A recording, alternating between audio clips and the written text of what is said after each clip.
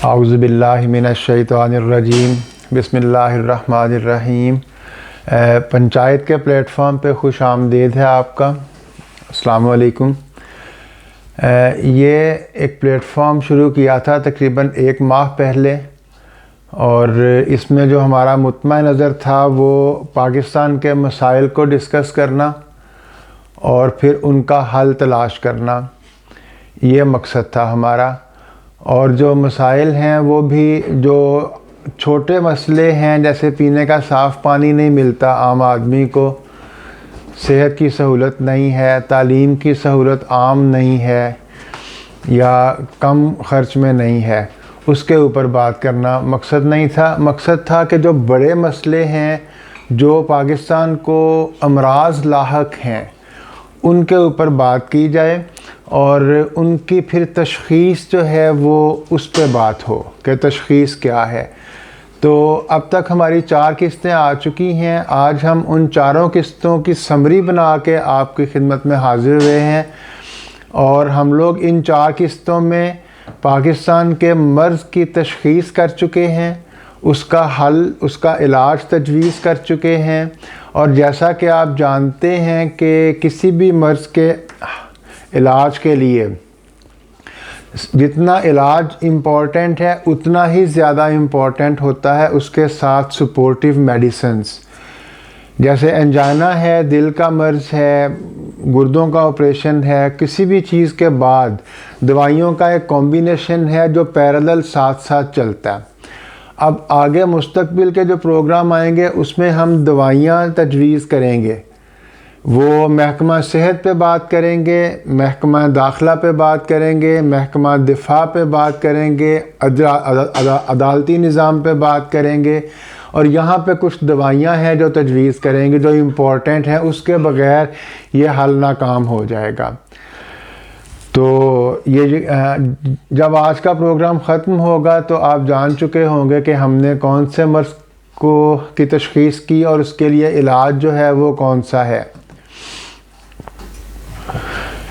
बात को आगे बढ़ाते हैं। ये गुफ्तगू इस तरह से शुरू हुई कि जब दोस्तों की गेट टुगेदर्स हुआ करती थी तो पाकिस्तान हमारे खून में दौड़ता, पाकिस्तान हमारे अंदर है, तो तकलीफ़ होती है वहाँ के हालात को देख के।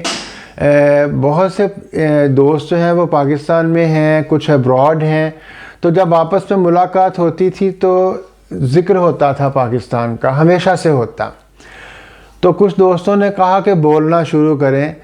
मेरा कुछ तजुर्बा है पाकिस्तान में अमली सियासत में। मैंने बचपन में जब जवानी में कदम रखा बचपन से, तो बिरजीश ताहर के लिए नारे लगाए। मंडी ढाबा सिंह उस वक्त नाम था, सफ्तराबाद। फिर शेखुपुरा आ गए तो ताहिरुल कादरी साहब के लिए नारे लगाए, मुनव्वर हुसैन मंच के लिए। तब जावेद लतीफ़ जो थे वो आहिस्ता आहिस्ता आ रहे थे सियासत में, अभी इलेक्शन कोई भी नहीं लड़ा था इन्होंने। फिर लाहौर में शिफ्ट हो गए तो तारिक बदरुद्दीन बांडे वो हमारे MNA थे। फिर यहाँ से इसहाक डार हमारे MNA हुए, मियाँ फजल हक MNA हुए।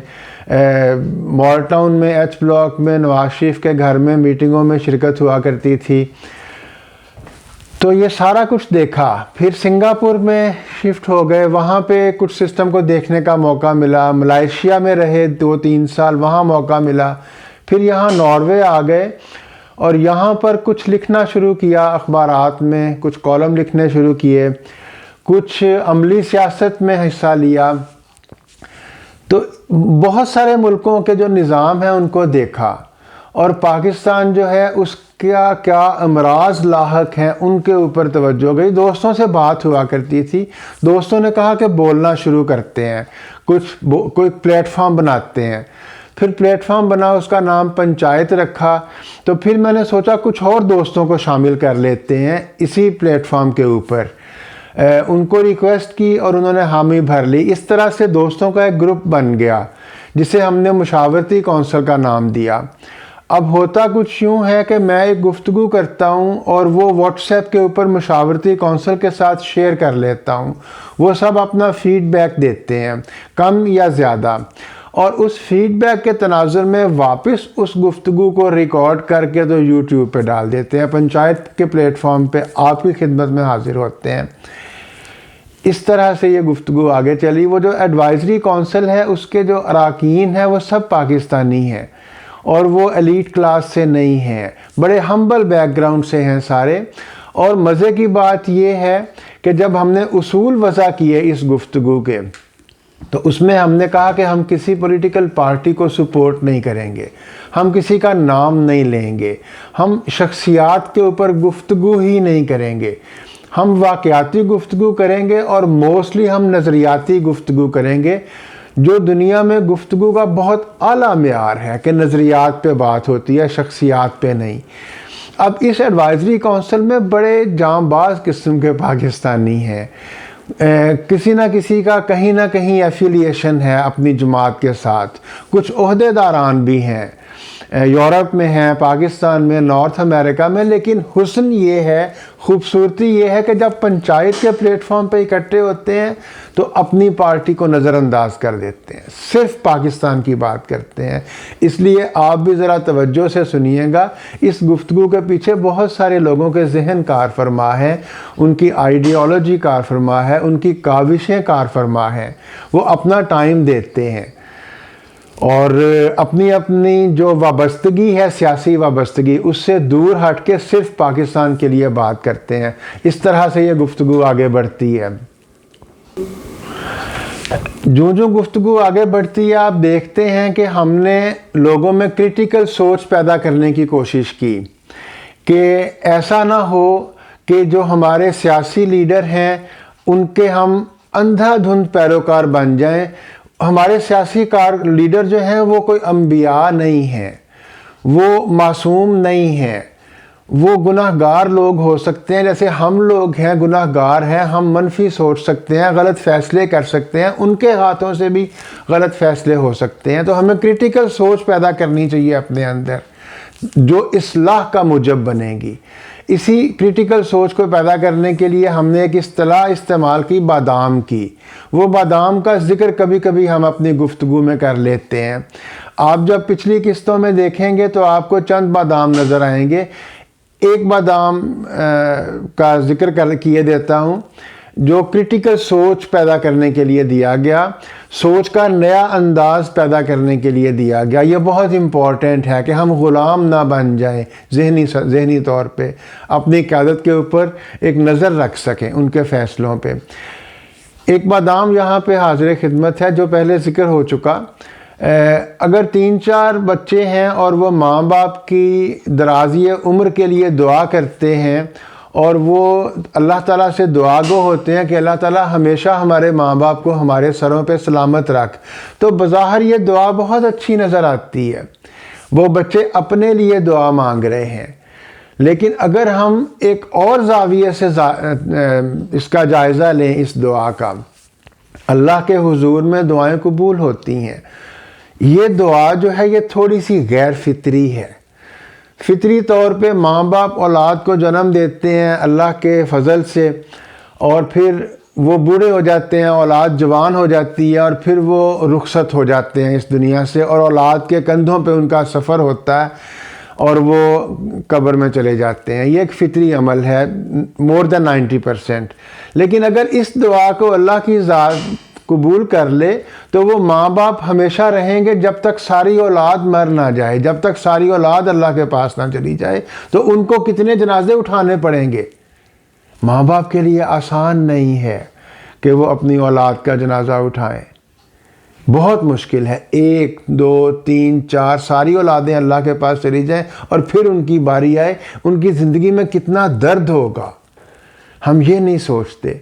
इसकी बजाय अगर दुआ ये मांगें कि अल्लाह हमारे माँ बाप को सेहत और तंदुरुस्ती और ईमान के साथ सलामत रख, वो इंडिपेंडेंट रहें, वो जिस्मानी तौर पर माजूर ना हो जाएं, और अगर ऐसा वक्त आए तो हमें हिम्मत दे कि हम उनकी खिदमत कर सकें, तो ये दुआ शायद बेहतर हो। क्रिटिकल सोच पैदा करने के लिए इस तरह की मिसालें दी और बहुत से बादाम हैं। यहाँ सबका जिक्र करना मुनासिब नहीं है, ना मुतमईन नज़र है। यहाँ पे हम समराइज़ कर रहे हैं सारी किस्तों को। अब हम आते हैं पाकिस्तान का जो मर्ज़ है, जो तशख़ीस की हमने सारी गुफ्तगू में से, वो तशख़ीस हमने ये की कि सबसे जो बड़ा मर्ज़ है वो शख्सियत परस्ती है। शख्सियात जो हैं वो हावी हो जाती हैं, इस निज़ाम को ऑक्यूपाई कर लेती हैं, निज़ाम शख्सियात के कब्ज़े में आ जाता है। एक सियासी जमात का जो कायद है वो पिछले 40 साल से वही आ रहा है। बच्चे जवान हो गए, नस्ल तब्दील हो गई, पर वो कायद नहीं बदला। एक शख्सियत अदालती निज़ाम के ऊपर आके बैठ जाती है, चीफ जस्टिस, तो अदालती निज़ाम का ढांचा चेंज हो जाता है, उसकी सिमत मशरिक से मगरिब की तरफ हो जाती है। शख्सियत बदलती है तो फिर मगरिब से मशरिक की तरफ हो जाती है। ये गलत है, ये ज़हर कातिल है पाकिस्तान के लिए। फौज का एक सरबराह जब बदलता है पूरा मुल्क हिल जाता है। पैराडाइम शिफ्ट आ जाती है पॉलिसी में। कभी एक चीज़ जो जिहाद बनी हुई होती है वही चीज़ कुफर बन जाती है एक सरबराह के बदलने से। लोगों की ज़िंदगियां चली जाती हैं, मजाक नहीं है। तो शख्सियात की पैरवी नहीं होनी चाहिए, सिस्टम को, निज़ाम को शख्सियात के मरहूने मिन्नत नहीं होना चाहिए, उसे बहुत सोचा समझा होना चाहिए। शख्सियात आती जाएं, जाती जाएं, निज़ाम चलता रहे। एक लम्हे को फ़र्ज़ कर रहे हैं अगर हर 5 साल के बाद इंतखाबात होते रहते तो जो शख्सियात आज कायदीन बनी बैठी हैं वो कब की पीछे हो चुकी होती, कब की फारिग हो चुकी होती। यहाँ पे फारिग नहीं होने दिया जाता। तो शख्सियात के चंगल से कैसे आज़ादी दिलाई जाए पाकिस्तान को, ये हमने ज़िक्र किया, इसको हमने बहस का मौजू बनाया और सैर हासिल गुफ्तगू की। जब हमने तशख़ीस कर ली मर्ज़ की तो फिर इलाज की तरफ बात की हमने। इसका इलाज क्या है? ऐसा कैसे हो सकता है कि पाकिस्तान शख्सियात के चंगल से आज़ाद हो जाए? उसके लिए इलेक्टोरियल सिस्टम में, इलेक्शन के निज़ाम में चंद बुनियादी तब्दीलियों की ज़रूरत है। जो आज के दौर का इलेक्शन का निज़ाम है, निज़ाम इंतखाब है, वो लोगों को मनफी करने वाला है, वो एक्सक्लूडिंग है, इंक्लूडिंग नहीं है, लोगों को शामिल नहीं करता, मनफी कर देता। फिर उस निज़ाम में जो राइज है आज की तारीख में, सबसे बड़ा जहर, सबसे बड़ा मसला हल्के हैं, हल्कों का निज़ाम। इसके ऊपर बात की हमने। जैसे मैंने अर्ज़ किया कि वो एक्सक्लूडिंग है, इंक्लूडिंग नहीं है, लोगों को खारिज कर देता है, शामिल नहीं करता। वो ऐसे है कि जैसे जब इलेक्शन होता है तो अगर 350 MNAs बन के आते हैं तो उसके मुकाबले में तकरीबन 1500 लोग हार चुके होते हैं। तो वो जो 1500 लोगों के वोटों को अगर मुज्तमा कर लिया जाए, इकट्ठा कर लिया जाए, तो वो ज़्यादा होते हैं उन 350 लोगों से जो जीत के आए होते हैं, लेकिन उनके वोट माइनस हो जाते हैं उसी शाम को। पॉलिसी मेकिंग में उनका कोई हिस्सा नहीं है, हुकूमत साजी में उनका कोई हिस्सा नहीं है। उसके बाद वो लोग जिन्होंने वोट कास्ट ही नहीं किया, वो कोई ऑलमोस्ट 50-55% है, आधी से ज़्यादा आबादी, वो भी माइनस हो गई।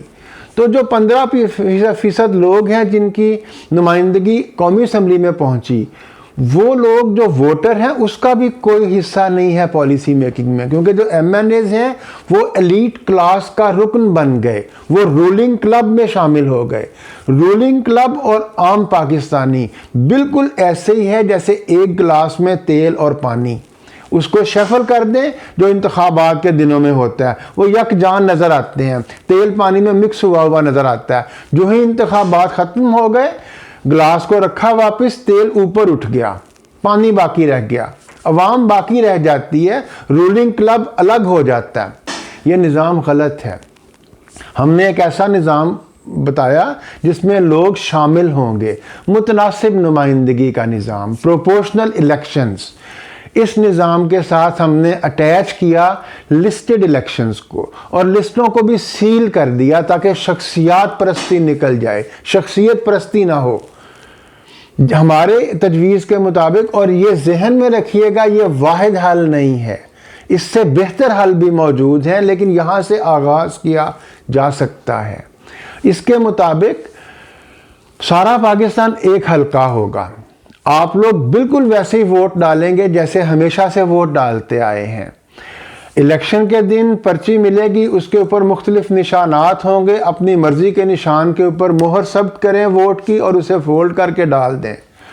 बाद में वो वोट खुलेगा, बॉक्स, गिनती होगी, ABCD हर जमात के वोटों की गिनती होगी। इस जमात को इतने % वोट मिले, इस जमात को इतने % वोट मिले। शख्सियत कोई नहीं है, सारे मुल्क में इलेक्शन हुआ, सारा मुल्क एक हल्का है, सबके वोट गिने गए।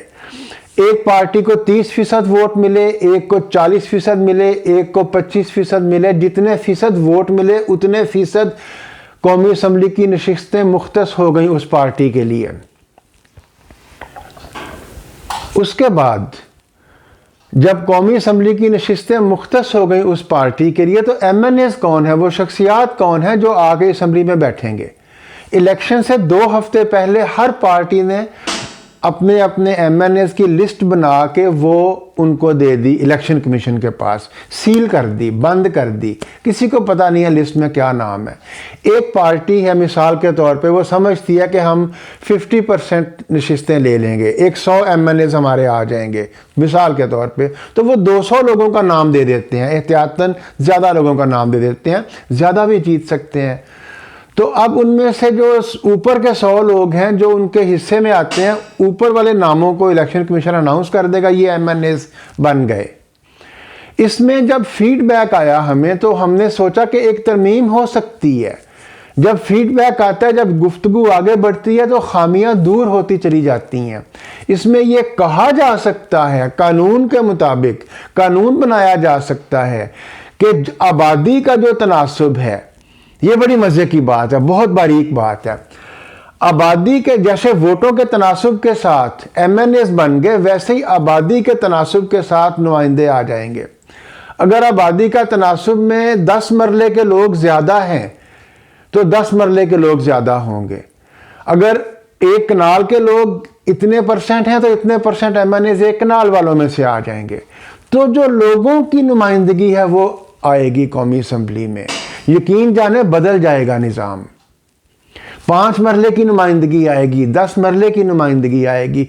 फिर एक और चीज़ इसमें शामिल की हमने, जैसा कि नॉर्वे में है, फिनलैंड में है, डेनमार्क में है, स्वीडन में है, यहाँ पे कोरम का मसला नहीं होता। बेल नहीं बजाए जाते कि MNAs आ जाएं, जी कोरम पूरा नहीं हो रहा, आज 20 गैर हाजिर हैं, आज 150 गैर हाजिर हैं, ऐसा नहीं होता। सब्स्टिट्यूट्स होते हैं। एक MNA के घर में खुशी गमी हो सकती है, बीमारी सेहत हो सकती है, उसे इजाज़त होनी चाहिए कि वो गैर हाजिर हो जाए, वो छुट्टी ले ले। लेकिन जो ही वो छुट्टी ले उसका सब्स्टिट्यूट आ जाए। MNAs ऑलवेज 100% रहेंगे असम्बली में। This is very serious, this is all about Pakistan. ये कोई मजाक नहीं है कि MNA गैर हाजिर हो जाए। क्यों भाई? उसका सब्स्टिट्यूट आ जाएगा, कानून साजी होती रहेगी। फिर इस निज़ाम में तरक्याती मंसूबे MNAs के पास नहीं हैं, ना MPAs के पास हैं। उनका काम एहतसाब करना है, उनका काम निज़ाम के ऊपर नज़र रखना है, उनका काम चीज़ों को दुरुस्त सिमत में लेके जाना है। जो कायमा कमेटियां हैं, जो स्टैंडिंग कमेटीज़ हैं, वो अपना काम करें तो जनाब सब ठीक होते चले जाएंगे। जो तरक्याती निज़ाम है वो बल्दियात के नीचे आएगा, वो बल्दियाती नुमाइंदे करेंगे। बल्दियाती इंतखाबात छोटे छोटे हलकों की सूरत में होंगे। ये बड़ी बारीक बातें हैं, गौर से सुनिएगा प्लीज़। उन बल्दियाती नुमाइंदों के पास इख्तियार होगा, तरक्याती स्कीमें वो बना के देंगे और वहाँ से बात आगे जाएगी। इसके लिए मैंने एक और बादाम अर्ज़ किया था। वो ये बादाम था कि जिस गाँव में मेरी रिहाइश है, ये नॉर्वे का एक छोटा सा गांव है, यहाँ से एक दरिया गुजरता है, बिल्कुल वैसे जैसे स्वात वैली में है। इस दरिया के ऊपर 6-7 गांव हैं। हर गांव ने अपना अपनी जगह पे दरिया को रोका और बिजली पैदा करनी शुरू कर दी। ये 1912 का वाक़या है, जब पहली दफ़ा तजवीज़ आई कि इस गांव में पन बिजली बनाई जा सकती है कि नहीं। यहाँ की लोकल बल्दिया में उस वक्त यहाँ पे 21 काउंसलर थे बल्दिया के, 20 काउंसलर, एक चेयरमैन, 21 लोग थे। तजवीज़ आई कि हम पन बिजली पैदा करें, हाइडल पार्क का एक डैम बनाएं। तो वो तजवीज़ मुस्तरद हो गई। 1912 का वाक़या है। लोगों ने कहा कि जब पानी में से बिजली निकल जाएगी, ताकत निकल जाएगी, तो फिर हमारी घास में वो ताकत नहीं रहेगी, तो गाय का दूध में फ़र्क आ जाएगा, आलूओं का, गाजरों का जायका वो नहीं रहेगा। 2 साल तक लोग कंपेयर करते रहे पिछले गांव से अपने गांव की चीज़ों को कि जायके में फ़र्क आया या नहीं। फिर जो साइंस के तालिबे इल्म थे, जो माहिरीन थे, उन्होंने कहा कि बिजली के निकलने से पानी के जायके में फ़र्क नहीं आएगा। तो 1914 में ये करारदाद मंजूर हुई कि हम पानी से बिजली बनाएंगे। इसमें बादाम क्या है? आप लोग मुस्कुराए होंगे, ठट्ठा उड़ाया होगा, कैसे बेवकूफ़ नॉर्वेजियन थे उस ज़माने में। नहीं, बादाम इसमें ये नहीं है कि ये ठट्ठा उड़ाने की बात है। बादाम इसमें ये है कि 1912 में भी लोकल बल्दिया के पास ये इख्तियार था कि वो अपने दरिया को रोकें और बिजली पैदा करें। फेडरल गवर्नमेंट का कोई लेना देना नहीं था, ज़िलाई हुकूमत का कोई लेना देना नहीं था, सूबाई हुकूमत मौजूद थी पर कोई ताल्लुक नहीं था उनका। यही इख्तियार जब बल्दियाती नुमाइंदों को देंगे तो एक सवात वैली हमारी, मंगोरा अपनी बिजली पैदा करेगा, बदियन अपनी करेगा, मदियन अपनी करेगा, कालाम अपनी करेगा, ओशू अपनी करेगा, बेशुमार पावर प्लांट लगेंगे। वो कोई इटली से इन्वेस्टमेंट आ जाएगी, कोई पाकिस्तान से इन्वेस्टमेंट आ जाएगी, कोई ताइवान से आ जाएगी, कोई जापान से आ जाएगी, कई कंपनियां होंगी। पाकिस्तान की बैटरी बन जाएंगे शुमाली इलाके। इसी तरह जब बलूचिस्तान के जो साहली पट्टी है, उसके जो बल्दियाती इलाके हैं, उनके पास ताकत होगी, इतना खूबसूरत साहल है, इतना खूबसूरत लैंडस्केप है, तो वो वहाँ पे होटल बना सकेंगे। फेडरल गवर्नमेंट का कोई लेना देना नहीं होगा। वो साइप्रस के मुकाबले में, मॉरिशस के मुकाबले में, स्पेन के मुकाबले में, तुर्की के मुकाबले में होटल बनाएंगे, 5 स्टार होटल होंगे। यहाँ पे लोग आके विटामिन डी लिया करेंगे, धूप सेंका करेंगे, डॉलर्स आएंगे, यूरो आएंगे, पाउंड्स आएंगे, डायरेक्ट इन्वेस्टमेंट आएगी। लेकिन जब वहाँ पे इख्तियार होगा, जो काम बलोची करेगा अपने साहिल के ऊपर आप तसव्वुर नहीं कर सकते, जो काम पख्तून करेगा अपनी आबशारों के ऊपर, अपने दरियाओं के ऊपर, आप तसव्वुर नहीं कर सकते। ये निज़ाम है। कौमी असम्बली, सूबाई असम्बली अलग तरह से मुंतखब होगी, जहाँ शख्सियात का अमल दखल ख़त्म हो जाएगा। बल्दियाती निज़ाम शख्सियात के ज़ेर असर होंगी, वो छोटे हल्के हैं। इसके ऊपर बात की हम लोगों ने। अब यहाँ तक हम पहुँच चुके हैं 4 किस्तों में। तशख़ीस कर चुके अमराज की, उसके इलाज का तयन कर चुके, लेकिन उसके इलाज के साथ जो पैरेलल दवाइयों की तरतीब है, जो कॉम्बिनेशन ऑफ मेडिसिन्स है, वो अभी नहीं तजवीज़ किया। फिर उसके साथ कुछ वाइटामिन्स हैं, वो अभी तजवीज़ नहीं किए।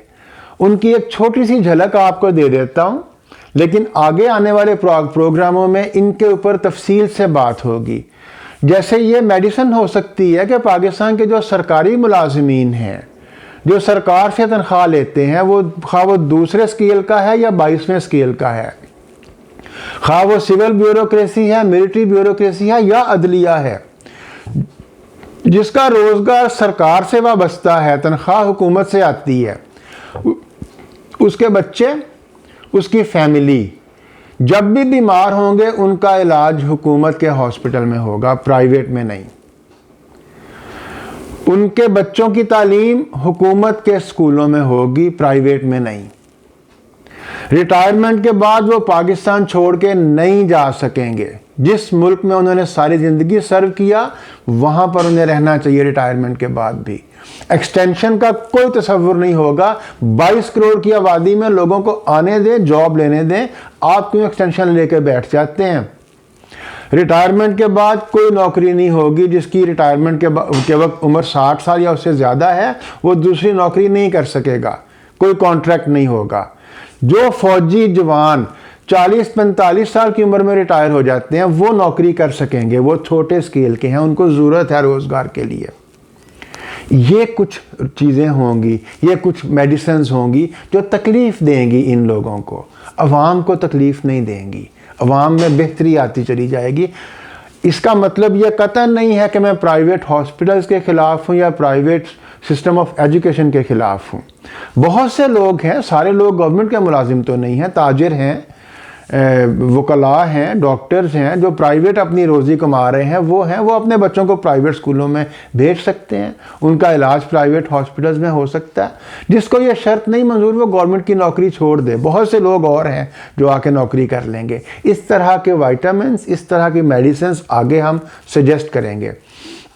और सबसे खूबसूरत चीज़ होगी जो आखिर में आएगी, एहतिसाब कैसे होगा, इसके ऊपर बात करेंगे। यहाँ तक हमारी बात पहुँच चुकी है।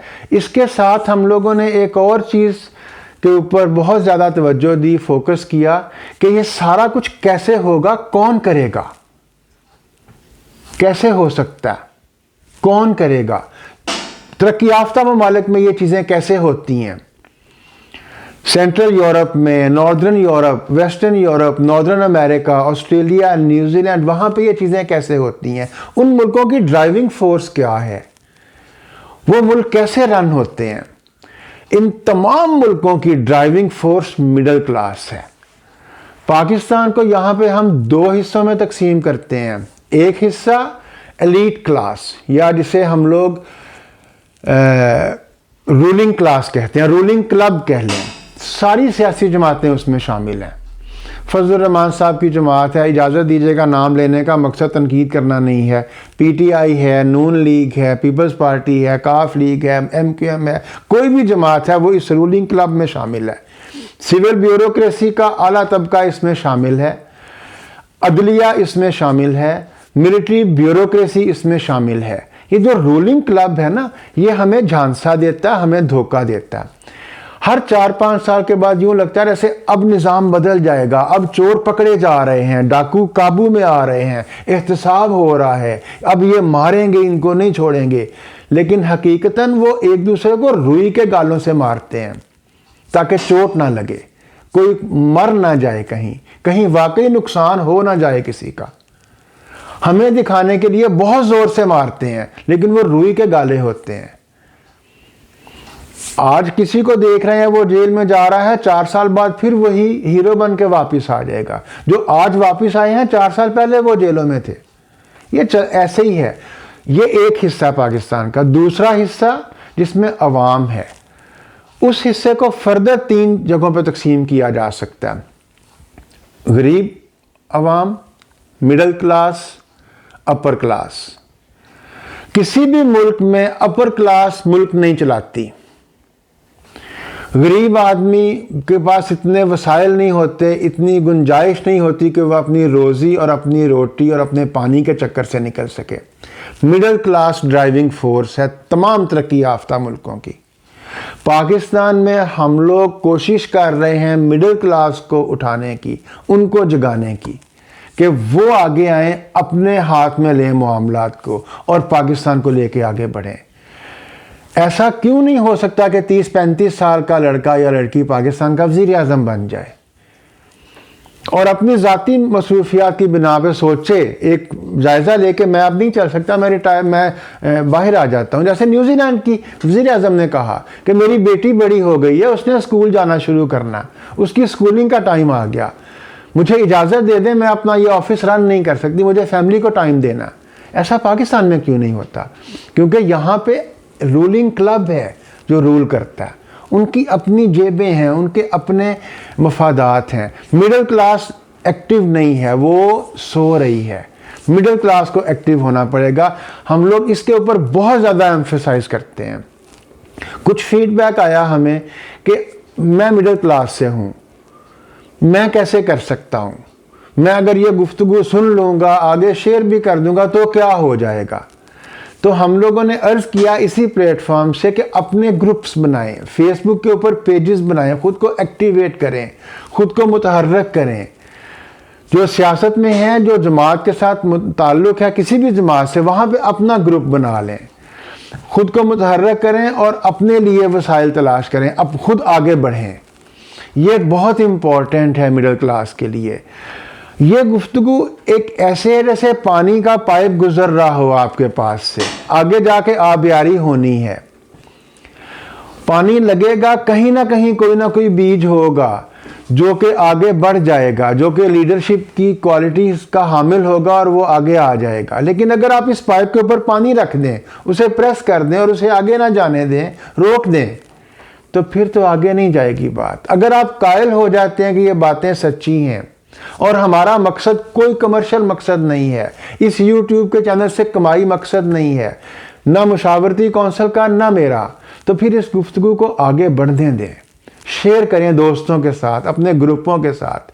आप मिडिल क्लास के लोग वो लोग हैं जो 15-20 मिनट, 1 घंटा, आधा घंटा अफोर्ड कर सकते हैं रोज़ाना की बुनियाद पे बात को आगे बढ़ाने के लिए। कहीं से लीडरशिप आ जाएगी। इसी बात को आगे बढ़ाएंगे, बात को आगे बढ़ाते हैं। मैंने गलती से कह दिया कि पाइप के ऊपर पानी रख देंगे, पाइप के ऊपर आप पानी रख के खड़े हो जाएंगे, प्रेस कर देंगे तो पानी आगे नहीं जाएगा, आबियारी नहीं हो सकेगी। जब आबियारी नहीं हो सकेगी तो कोई जिसके अंदर करंट है, शायद वो आपके हमसाए में रहता हो, वो आपकी बहन हो, वो आपका भाई हो, कज़न हो, वो आगे बढ़ सके, उसे आप आगे बढ़ा दें कि ये हम में से है।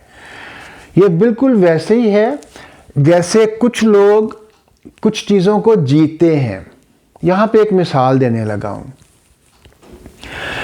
मिसाल ये है कि जो लोग अल्लाह की ज़ात को जीते हैं, नबी आखिर-उज़्ज़मां हज़रत मोहम्मद सल्लल्लाहु अलैहि वसल्लम को जीते हैं, वो अल्लाह के वली बन जाते हैं, बहुत आगे चले जाते हैं, अल्लाह के मुकर्रब बंदे बन जाते हैं। अल्लाह को जीना आसान नहीं है, आप सल्लल्लाहु अलैहि वसल्लम को जीना आसान नहीं है, लेकिन जो लोग ये मंजिल तय कर लेते हैं वो मुकर्रब लोगों में शामिल हो जाते हैं। इसके पैरेलल एक दूसरी मिसाल है जो हमारी दुनिया की है। जवान बच्चे 16-17 साल, 18 साल, 20 साल, जब उनका कहीं दिली लगाव बन जाता है, किसी के साथ दोस्ती हो जाती है, ऑपोजिट्स के साथ, लड़की की लड़के के साथ, या आपस में कहीं भी, कोई क्रिकेट लवर्स हैं, वो कोई जो क्रिकेट का शदाई है वो क्रिकेट को जी रहा होता है, दिन रात उसको क्रिकेट के ख्वाब आते हैं। कोई आप में से मिडिल क्लास में से बहुत से लोग ऐसे हैं जो पाकिस्तान को जी सकते हैं, जिनमें कायदाना सलाहियतें हैं। उन तक ये बात पहुंचेगी, वो आगे ग्रो करेंगे, ग्रुपिंग में आ जाएंगे और आगे बढ़ जाएंगे, तो ये रूलिंग क्लब पीछे हटना शुरू हो जाएगा। इतनी नमो है, इतना ज़्यादा टैलेंट है पाकिस्तान में आगे बढ़ने का कि आप तसव्वुर नहीं कर सकते। मिडिल क्लास को एक्टिवेट होने की ज़रूरत है। एक और दोस्त ने फीडबैक दिया, उसने कहा तरबियत कैसे होगी, ये जो ब्यूरोक्रेसी है, ये जो मिलिट्री है, इनके साथ डील कैसे करेंगे। जिस दिन आप इकट्ठा होना शुरू हो गए, आप पे ग्रुप्स बनना शुरू हो गए, आप में ताकत आनी शुरू हो गई, तो ऐसे ऐसे लोग आपके अंदर मौजूद हैं जो आपकी तरबियत करेंगे। सहाफ़ियों में, रिटायर्ड ऑफिसर्स में, वो आपको ट्रेंड करेंगे हाउ टू डील विद। ये छोड़ दें, सिर्फ इकट्ठा होने की बात है, आपको अपनी आवाज़ को तबाह ना करने की बात है, और यही वाहिद हल है। मिडिल क्लास आगे आएगी तो बात आगे चलेगी। यहाँ तक हम लोग पहुँच चुके हैं, आगे इंशाल्लाह सिलसिला जारी रहेगा बात का।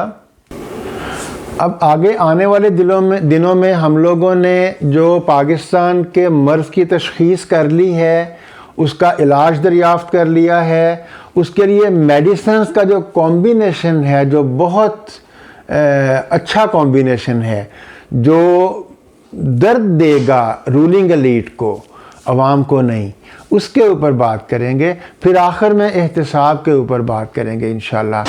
सबको चांस मिलना चाहिए, ये बेसिक नारा है। मिडिल क्लास को आगे आना चाहिए, इसके ऊपर एम्फसाइज है। सिस्टम में तब्दीली होनी चाहिए, इसके ऊपर ज़ोर है। शख्सियत परस्ती से आज़ादी लेनी चाहिए, इसके ऊपर ज़ोर है। इंशाअल्लाह ताला गुफ्तगू आगे रहेगी। तकरीबन 35 मिनट हो चुके हैं। आपका बहुत शुक्रिया इसमें शामिल होने का। अगर आपको लगे कि इस गुफ्तगू में कुछ सच्चाई है तो खुदारा इसको शेयर कीजिएगा। अगर आपके पास वो वसाइल नहीं हैं कि आप कहीं और जा सकें, पाकिस्तान से हिजरत कर जाएं, हिजरत सुन्नत है, बुरी बात नहीं है, लेकिन वसाइल दरकार हैं उसके लिए। अगर वसाइल नहीं हैं और आपकी आने वाली नस्लों का मस्कन पाकिस्तान है, तो ये आपकी ज़िम्मेदारी है कि इस गुफ्तगू को आगे बढ़ाएं। आप सोचें, आबियारी करें इस पानी को उन बीजों तक पहुंचने दें जिनमें कुव्वत है, जो तनावार दरख्त बन सकते हैं।